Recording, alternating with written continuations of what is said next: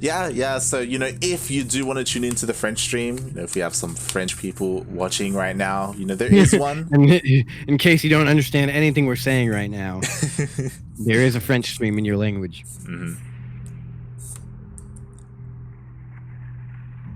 Yeah, and I don't know how it all works, but I know on Twitch they have a new feature where you can watch 2 streams at once. Yeah. Multi-Twitch. Yeah, multi-Twitch. You flip back and forth between different languages if you're trying to learn a language. That'd be cool. We don't have Spanish today, but if there ever is, switch back and forth between Spanish and English. Learn you some new languages. Yeah.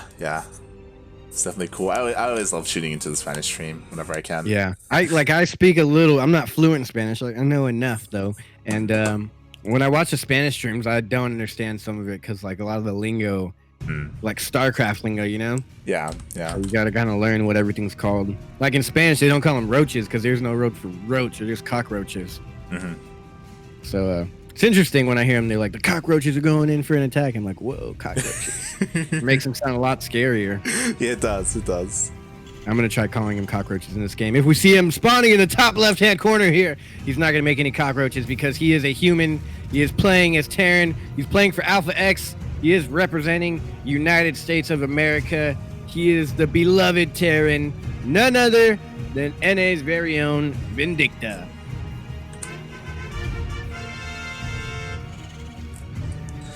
And spawning in the bottom right-hand corner of Simulacrum LE, we have finally the Zerg player himself representing Psystorm Gaming. It's JonSnow. JonSnow, someone who I wish would do better in tournaments.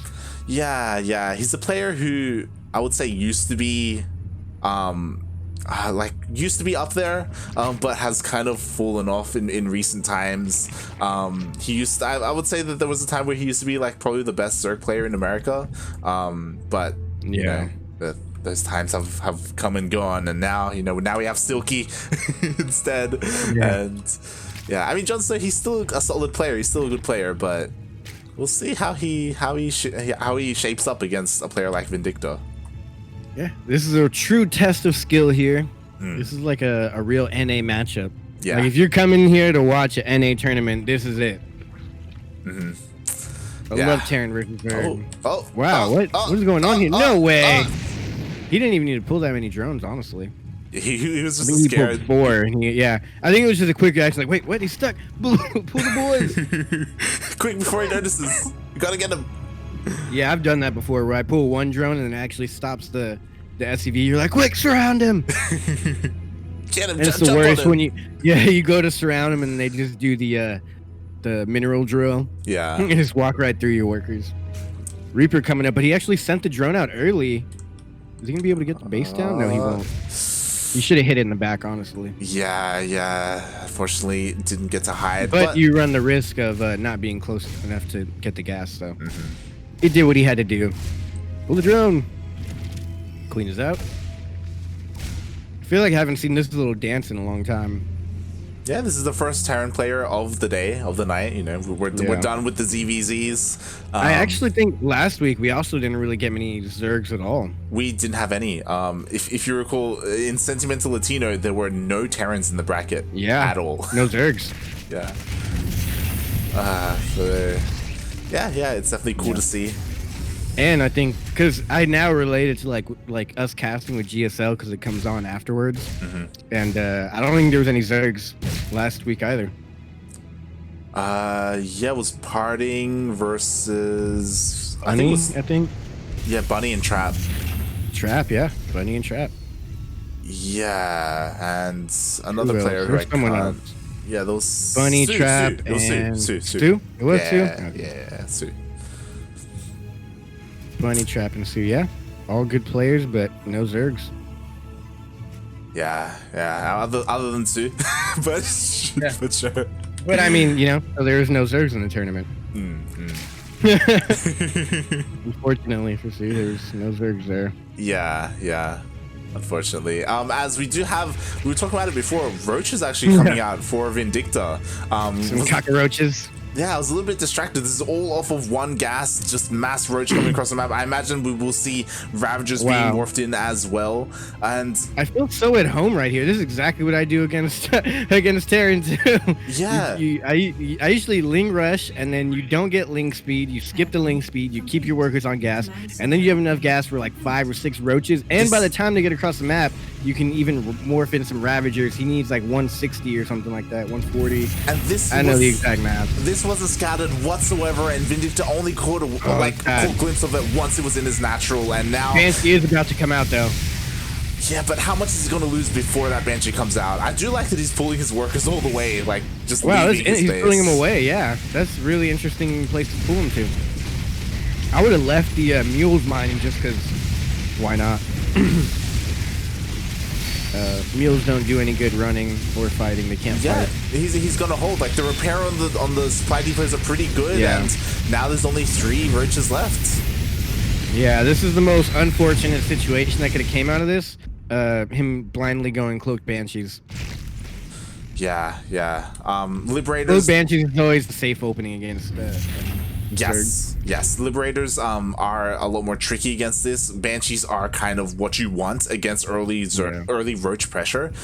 So yeah, nicely done. I honestly there. think Liberators would have even worked here. Because the roaches just had to go up the ramp. There's no.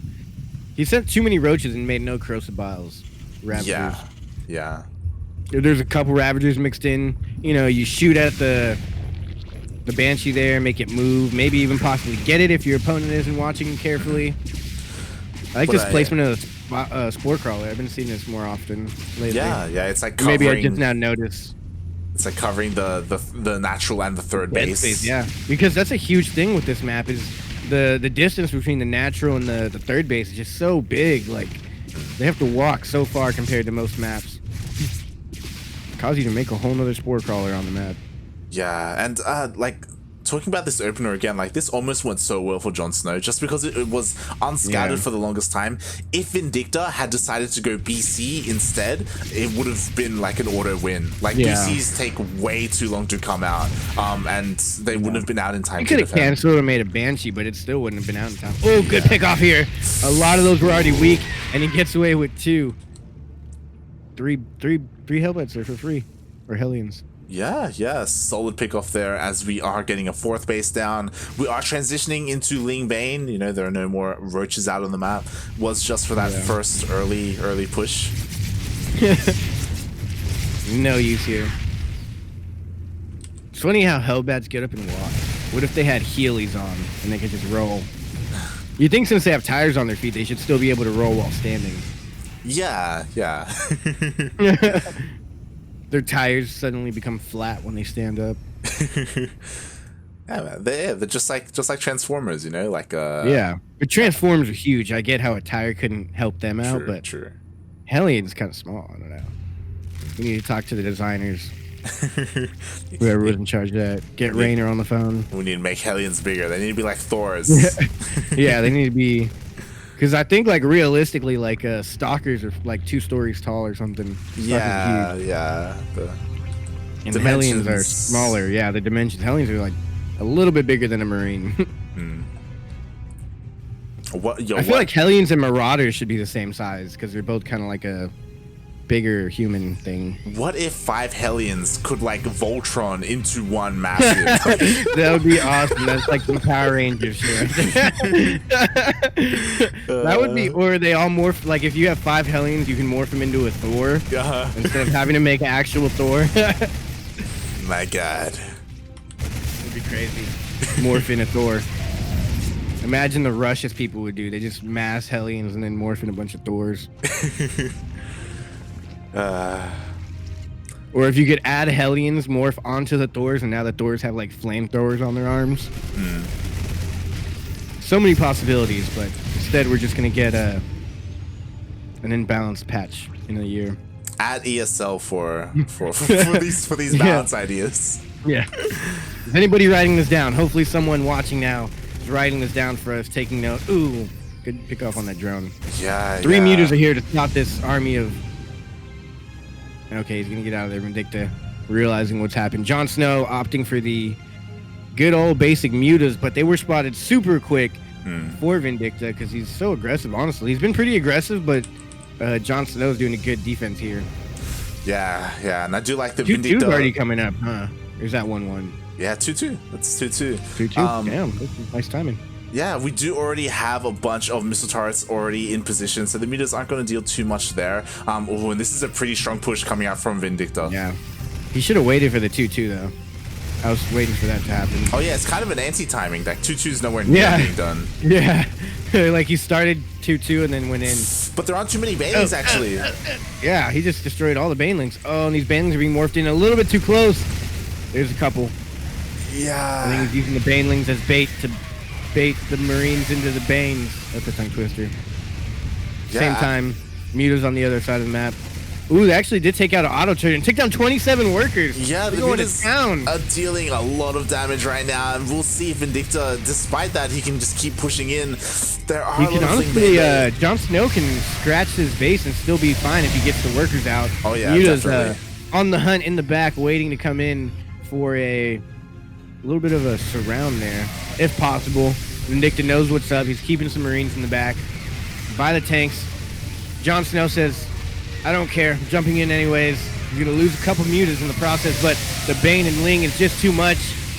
And Vindicta just simply took out the army. Yeah, really this not is too hard for him there. This is actually kind of scary because without banelings, and finally we do have a couple of banelings. That one tank was like the anchor of everything. Oh, good pickup. Good drop. And oh my god, it does go down eventually, but what a beautiful display of micro. Yeah. You know, unfortunately it didn't help enough, but it was so great. He picked up the tank because it was low. They target fired down the medevac, and then he dropped the tank again, just prolonging the death of it. But nonetheless, good micro, good game. JonSnow taking game 1. GG. Wow, JonSnow, he can hold his own against Vindicta. Yeah. You know, honestly, to me, this speaks volume, and you know, not to offend anyone, I don't feel like this is JonSnow playing better than we normally see. I think Vindicta's kind of not playing at his top game right now. Well, I mean, what happened that game was he was kind of just forced all in, because even though he had a single missile turret in each of his mineral lines, it just wasn't enough, and the Mutalisk did just an insane amount of damage across the map as he was pushing out. So, like, his macro and his micro was looking pretty good. I think he was a little, like you said, yeah, he was a little too, he sprinkled a little, not enough of the turrets in there.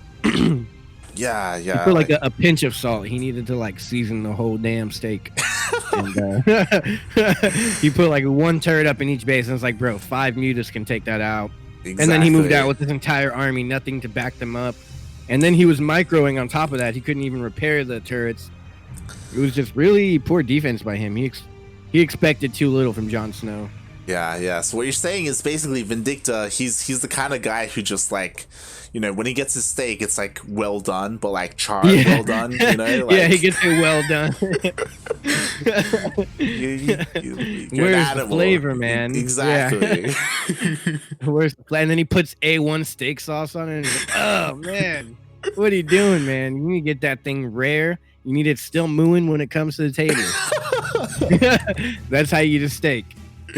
I'm from Texas. I know about steaks. Not really. I haven't ate a steak in a while. Actually, I'm supposed to eat steak tomorrow. Speaking of steaks, did this guy bite off more than he can chew? Spawning in the top right-hand corner, Everdream LE. We all know and love him. If you're familiar with anything StarCraft NA, you know him. You know his team. It's Alpha X's Vindicta. And spawning in the bottom left-hand corner of Everdream LE, we have the North American Zerg player representing Psystorm Gaming. It is JonSnow.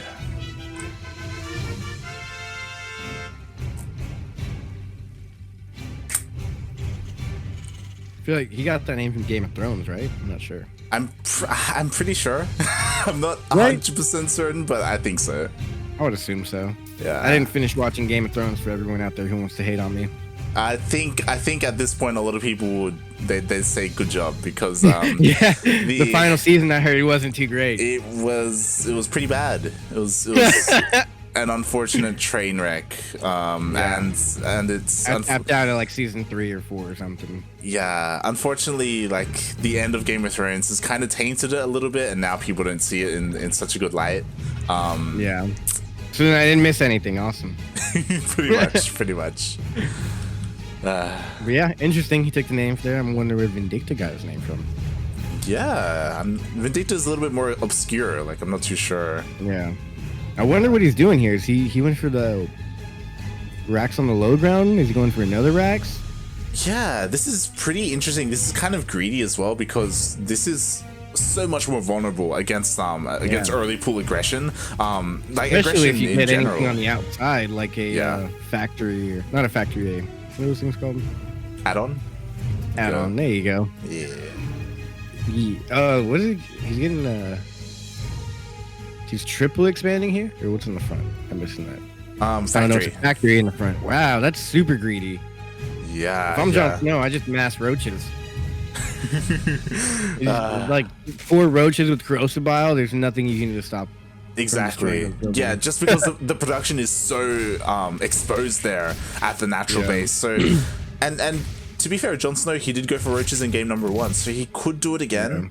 As he does. Maybe that's why Vindicta did this. He's like, he's not going roaches twice in a row. I'm safe. Yeah. And then he builds a bunker at the 3rd. That's interesting, and he finishes it. Yeah, that's so annoying to deal with. Like, it's delaying the 3rd base so much. We'll see if JonSnow just decides to take his 3rd somewhere else instead. But instead, is he gonna lose any links to this, or is he gonna micro? He's fine. Oh no, he's just gonna jump out. Yeah.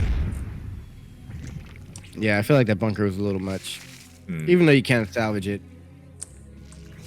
Is that the only unit, or not unit, building you can salvage? I believe so, right? It is, and look at what he's doing. I love it. Oh my god. So I don't know what he's doing here, but I know what he's doing here. Who did this? I think Special did this in GSL. So, yo, we've got a bunch of ghosts coming out. And don't say recently. Special's not GSL. Yeah, he was. He was. He was. Yeah, he was. Yeah. But this is an interesting push to say the least, because if this doesn't get scouted, this could end the game. These ghosts they're meant to snipe the queens. Ideally, that's their goal. But what's he going behind at Hellions? He's gonna have a medevac. Yeah, just straight up Hellions. Why does he have a tech lab? Do you need that for ghosts? Yeah, you need that for ghosts. Yeah. Oh, okay. I've never gotten ghosts in my entire life, as you can tell. you can't reactor ghosts. That'd be insane. Yeah, that'd be ridiculous. I never thought about that. Yeah, but I barely started trying out to play Terran, so we'll see how this goes, because there are going to be a lot of links coming out. No roaches, and the Hellions are there to do no with the drones links. at the 3rd. Yeah. It's like it'd be. There's only one ghost who's going to get caught out by the links. Oh, nice. Wow, he actually saved the ghost. Yeah, and now it's getting scary because there are no more links. There are just queens and queens. Boom. Snap. Beautiful. Pew pew pew. That's the real pew pew.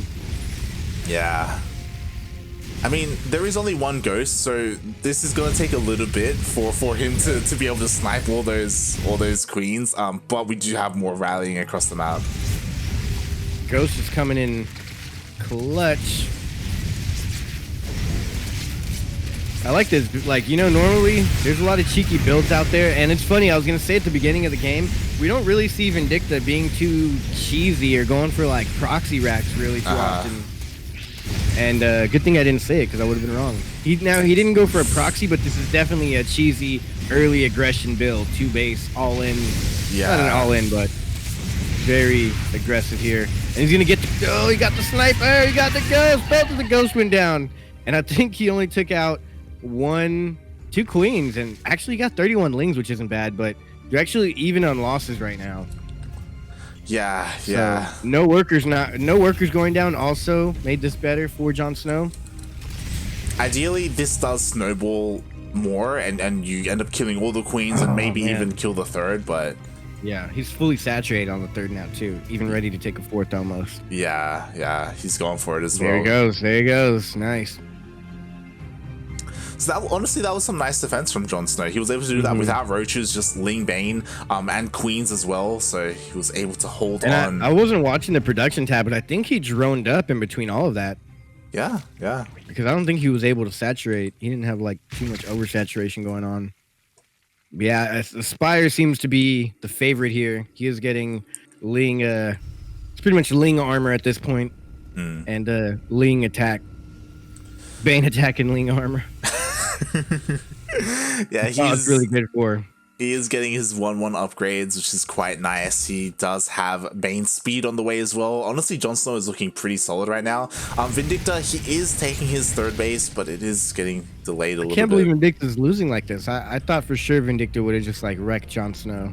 Yeah. I mean, honestly, you would expect, as you were saying, you'd expect Vindicta to go for like more macro games, but in this one, he went for this early like push. This kind of, it's not really a 2-base all in, but you know, you expect to get a lot of damage out of it.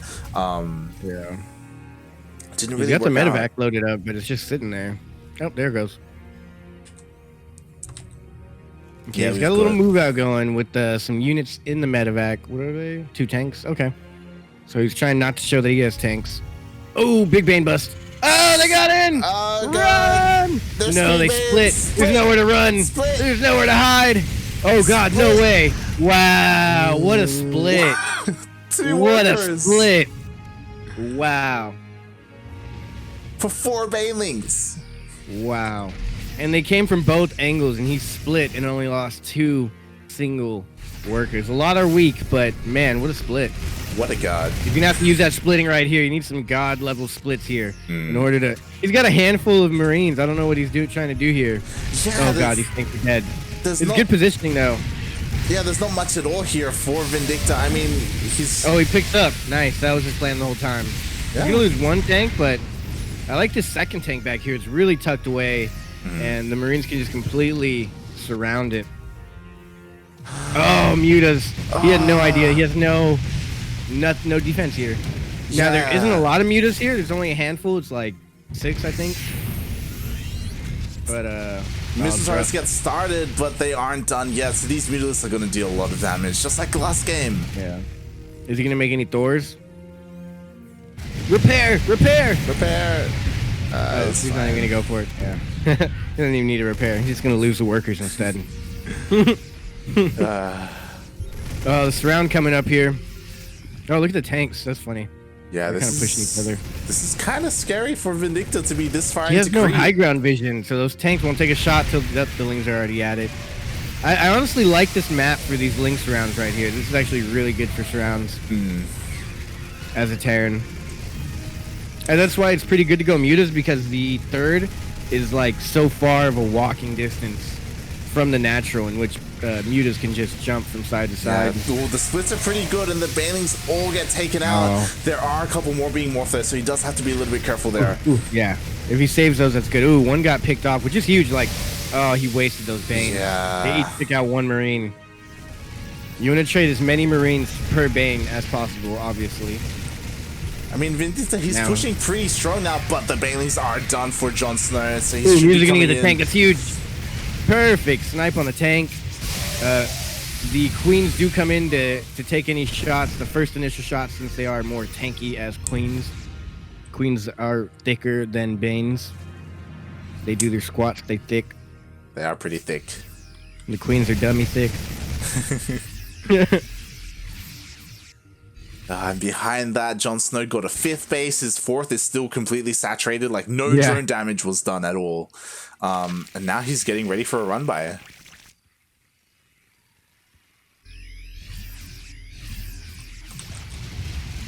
Oh, good medevac. Pick off. Nope.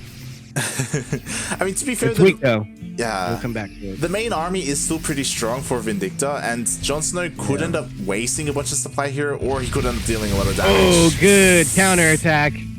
Good evacuation. Yeah. There are no Banelings left to hit the. Wow, good. Oh, I was gonna say that tank made a full wall off, but it didn't. It barely didn't. That would have been cool if it completely walled off. Tank is not quite a queen. Slow. It's not as thick as a queen, unfortunately. Yeah, the tank isn't dummy thick. The tank's medium thick. The tank is slim thick. I don't know why he's trying to get rid of these rocks here. I guess to siege up 2 tanks there. I don't know. Yeah, I guess so. The tanks don't cause like a choke. I think so. The Marines, yeah, the Marines. Oh, wow! Only 6 went down. Terrible target fire. Oh, he split. He split still, even in the midst of all this. Yeah, I like the positioning. I think he took out the rocks. Yeah, so he doesn't get that high ground vision. That's the only thing that sucks about that position. Yeah, of the tank. but he's dealing with a a lot lot the of tank damage on the high ground. Yeah, but he is going to do a lot of damage. He has a lot here. Damage being dealt on both sides. The production going down with these mutas here, which is good. And now JonSnow is not able to clean up this whole army. Beautiful splits by Vindicta. This 4th base will go down, but he does have a 5th base behind this. Both players are low on minerals. They're both kind of empty on minerals, and that's kind of the meat of this stew. And JonSnow takes game 2, knocking out Vindicta 2-0. Is this JonSnow's tournament? Is he going to come out the victor? It is looking like it to me. I don't know, but GG. Nonetheless, I can't believe Vindicta is out. Yeah, GG. Vindicta goes out 2-0 to JonSnow. Wow. I don't know what to say about like whether that was JonSnow just on point, or like maybe a combination of the two, like him playing well and Vindicta. Yeah. Towards the end there, it is kind of looking like JonSnow is just on point. I think it was both. JonSnow is playing really well right now, but also Vindicta wasn't playing as best as I feel he's ever played. Yeah, like I might have not paid attention, but like I'd say last year Vindicta was looking super strong, like to come out as one of the new big players, you know, out of America. But he still is. But you know, JonSnow, like we said, is a player who was great a while ago. Maybe not one of the best players in NA, but still one of the top. And so it's interesting to see how this turned out. Yeah. Congratulations to JonSnow. He does advance to the finals of this tournament. So we'll see who meets him there. Indeed. And now we are getting into our second semifinals whenever the players are ready and vetoed up and the lobby is made. It's going to be Silky versus Patty Mac. We saw Silky take out Mac and Tack, who we saw take out ET Pwn Home. And I don't know, Patty Mac. This is a good one. Patty Mac is probably one of the better players I've seen showing up to tournaments of this nature. Yeah, I feel like we're fans. Yeah, we're fans. We could say that. Yeah. Yeah, I feel like when it comes to NA, like Patty Mac and ET Pwn Home, we've kind of seen them rise up a little bit here. Yeah. We enjoy watching them here for sure. Yeah. And I mean, to be fair, to give Patty Mac some credit, like he is the player who, you know, he's taken maps off of Cham, almost series off of Cham, and if you can go toe to toe with a player like Cham, like Silky is also up there, you know. So we could see Patty Mac like maybe with a little bit of an upset here. As we were saying, Silky is the favorite for this tournament, but Patty Mac, he's a pretty solid player as well. Yeah, super solid. I think Patty Mac could possibly take this. Yeah, definitely.